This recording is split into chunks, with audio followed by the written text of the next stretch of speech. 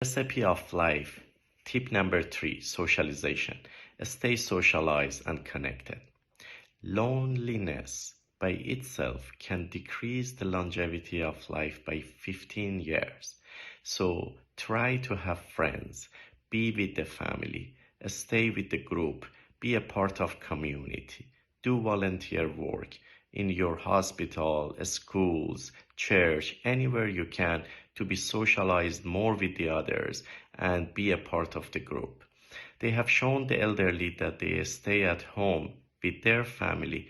They live 2 to 6 years longer than the elderly that they go to retirement place or nursing home. So having happy hours and being with the others help you to have a longer life.